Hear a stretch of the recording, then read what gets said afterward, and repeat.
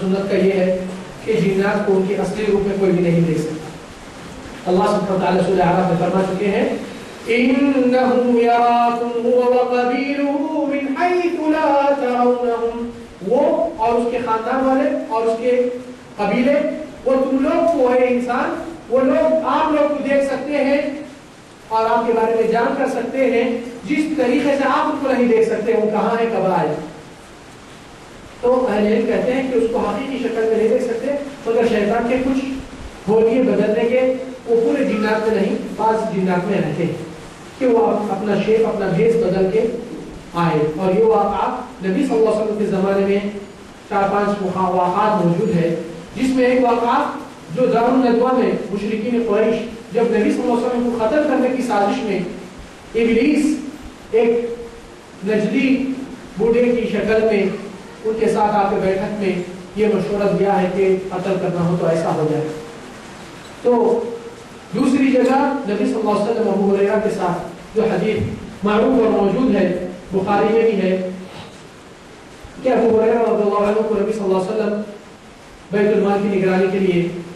ذمہ داری دی، تو ابو ہریرہ رات میں ذمہ داری کر رہے ہیں اور اتنے میں ایک آدمی کم عمر ضعیف العمر ہے اور وہ آ کر کچھ بیت المال سے چرایا ہے کچھ اناج، تو ابو ہریرہ اس کو رنگے ہاتھ پکڑ لیتے ہیں اور کہتے ہیں اب تو اللہ کے نبی کے سامنے آپ کا جواب پیش کروں گا۔ تو وہ کہتا ہے ابو ہریرہ مجھ کو معاف کر دو، غلطی ہو گئی، مجبوری کے تحت میں نے وہ قدم اٹھایا۔ تو ابو ہریرہ کے دل میں ترس آ جاتی ہے اور اس کو رہا کر دیتے ہیں۔ دوسرے دن رسول اللہ صلی اللہ علیہ وسلم پوچھتے ہیں یا ابا ہریرہ ما فعل اسیرک البارحہ، اے ابو ہریرہ آپ کا قیدی نے آپ کے ساتھ کیا سلوک کرا، کیا کہا؟ تو ابو ہریرہ کہتے ہیں اللہ کے نبی بولا کہ مجبور ہوں، مجبوری کے تحت تھا، غلطی ہو گئی تو میں نے معاف کر دیا۔ تو نبی صلی اللہ علیہ وسلم فرمائے خیر غلط اور صحیح غلط، جھوٹا ہے تو پھر سے آئیے۔ دوسرے دن کی نگرانی میں ہے، اس کو پھر رنگے ہاتھ پکڑ لیتے ہیں اور کہتے ہیں اب تو اللہ کے نبی کے سامنے پیش کرتا ہے، اپنی عاجزی مجبوری اور دکھاتا ہے اور کہتا ہے ابو ہریرہ میرے بیوی بچے پریشان ہو جائیں گے، خواہ کو بھی تکلیف ہو جائے گی، میں مجبور تھا، آئندہ سے ایسی حرکت نہیں کروں گا، تو مجھے آج رہا کر۔ تو ابو ہریرہ پھر دوسرے دن ترس کھا کے اس کو چھوڑ دیتے ہیں اور نبی کا دوسرے دن سوال وہی آتا ہے اور وہی جواب صلی اللہ علیہ وسلم دیتے ہیں کہ جھوٹا ہے، یہ پھر سے آئے۔ تیسرے دن جب وہ آدمی کو چوری کرنے کی کیس میں ابو ہریرہ ان کو پکڑ لیتے ہیں اور کہتے ہیں اب تو تم کو رہا نہیں کروں گا جب تک کہ اللہ کے نبی کے سامنے پیش نہ آئے۔ تو کہتا ہے ابو ہریرہ کیا میں آپ کو ایک چیز سکھاؤں، اگر وہ چیز آپ پڑھ لیں گے تو آپ کے نزدیک کوئی شیطان قریب نہیں آ سکتا ہے مگر میرے کو چھوڑ دینا۔ تو ابو ہریرہ بولے ٹھیک ہے کیا بات ہے؟ تو کہتا ہے آیت الکرسی آپ پڑھ لو، آپ کے نزدیک کوئی شیطان نہیں ہے۔ تو ابو ہریرہ یہ بنیاد کے اوپر یہ ٹیوشن کے اوپر چھوڑ دیتے ہیں اور دوسرے دن رسول اللہ صلی اللہ علیہ وسلم سے جب ملتے ہیں تو رسول اللہ صلی اللہ علیہ وسلم وہی سوال کرتے ہیں ما فعل اسیرک البارحہ، آپ کا قیدی کیا کہا آپ سے؟ تو کہتے ہیں اللہ کے نبی کہا کہ ایسی چیز سکھاؤں گا اگر آپ پڑھ لیں گے تو آپ کے نزدیک کوئی شیطان نہیں آتا آیت الکرسی پڑھا کر۔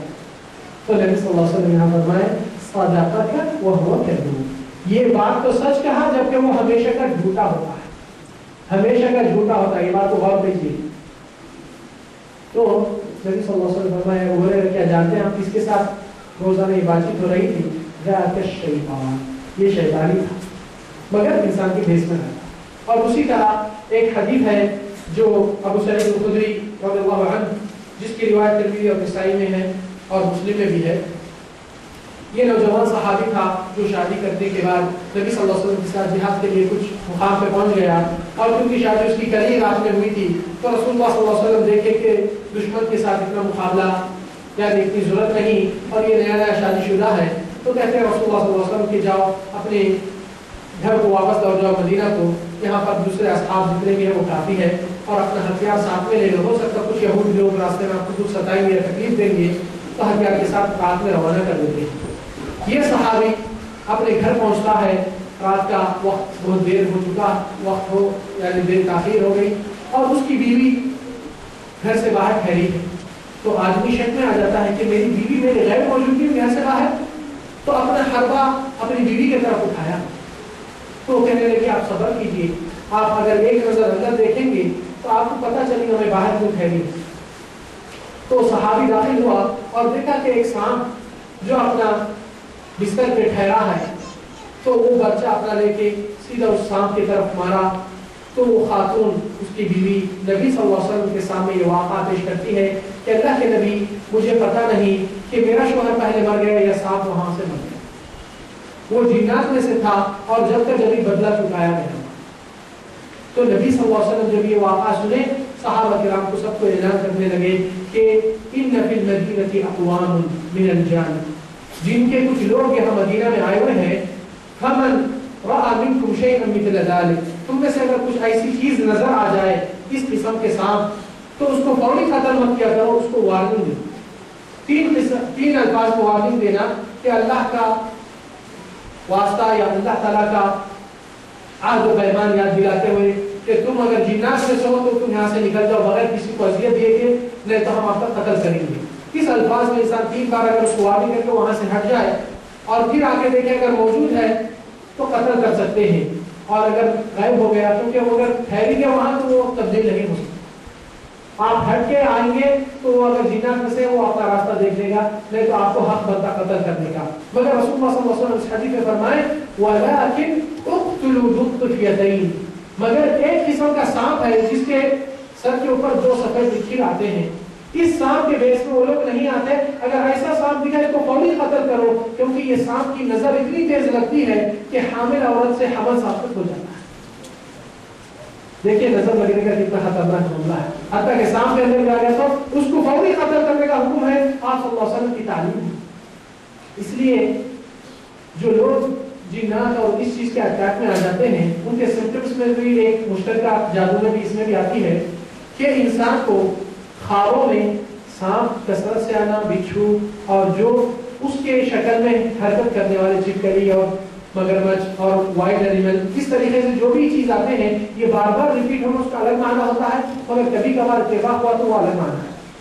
بار بار کیوں؟ نبی صلی اللہ علیہ وسلم کی حدیث ہے کہ جس طرح اللہ تعالیٰ بنی اسرائیل کے لوگ کو سزا کے طور پر سور اور بندر کی شکل میں مسخ کیا ان کی نافرمانیوں کی وجہ سے، اسی طرح جنات کے کچھ لوگوں کو اللہ تعالیٰ نے سانپ اور بچھو کی شکل میں مسخ کر دی ہے، تبدیل کر دیے ہیں۔ تو یہ بہت بڑی علامت ہے دشمن کی، حتیٰ کہ نبی صلی اللہ علیہ وسلم اس کے بارے میں اور بھی تفصیلات بیان فرمائے اور کچھ کالے کتے کے بارے میں بھی ذکر کرے اور کچھ دوسرے یعنی امور کے بارے میں جو ابھی آپ کے سامنے آئیں گے۔ جب آپ صلی اللہ علیہ وسلم فرمائے کہ اگر کالا کتا بالکل کالا سیاہ اس میں ایک سفید بھی نہیں تو اس کو قتل کیا کرو کیونکہ یہ شیطان ہوتا ہے۔ پھر نبی صلی اللہ علیہ وسلم اس کے بارے میں کچھ دعائیں آپ صلی اللہ علیہ وسلم کے روزمرہ کی دعائیں ہیں صبح شام، جس کو اذکار میں ہم ابھی پہلے ہی بتائے کہ اس کی کتاب موجود ہے، آپ حاصل کر کے اپنے بچوں کو یہ بہترین تحفہ دیجیے جو اللہ تعالیٰ کی حفاظت ہمیشہ کے لیے ان کی خود اللہ کے سامنے درخواست ڈالنا ضروری ہے، اپنی حاجت اللہ سے کہنا ضروری ہے، اپنا دل اور اپنی زبان اللہ سے جڑے ہوئے رہنا ضروری ہے، کیونکہ اللہ سبحانہ وتعالیٰ کے نبی صلی اللہ علیہ وسلم کی ایک ایک تعلیم بے فیض اور فضول نہیں، امت کے لیے کچھ نہ کچھ بھلائی اور کچھ نہ کچھ شر سے محفوظ کرنے والی تعلیمات آپ صلی اللہ علیہ وسلم کی امت کے یہاں دیے گئے ہیں۔ کچھ بات آگے بڑھیں گی، اب دیکھیے ان کا کھانا پینا اور انسان کے ساتھ آنے کے وقت اگر انسان میں جب داخل ہو جاتے ہیں تو انسان میں داخل ہونے کے اندر انسان کا ایک دماغ ہے اور ایک دل ہے، یہ 2 چیزوں کے اوپر وہ لوگ کا کنٹرول دباؤ شروع ہوتا ہے، اس میں کوشش کر لیتے ہیں اور اسی کے تحت انسان کا سوچ اور انسان کی طبیعت اور انسان کی مزاج، انسان خود واقف ہے اپنی حالت کیسی رہتی، آپ کس طبیعت کے ہیں آپ کو معلوم ہے، مگر کچھ ایسی چیزیں جب شروع ہو جاتے ہیں آپ کو قابو سے اپنی طبیعت سے بے قابو کر دیتی ہے اور آپ اپنی نیچرل جس چیز کے قائل ہے اس کے خلاف ورزی کرنا شروع کر دیتے ہیں تو آپ خود فیل کرتے ہیں شرمندگی کہ میں کیا کر دیا، میں کیا بول دیا۔ تو ہمیشہ انسان کو معلوم ہونا چاہیے کہ اسلام میں شیطان کا ایک بہت بڑا حربہ ہے، جیسا کہ اسلام میں شراب اور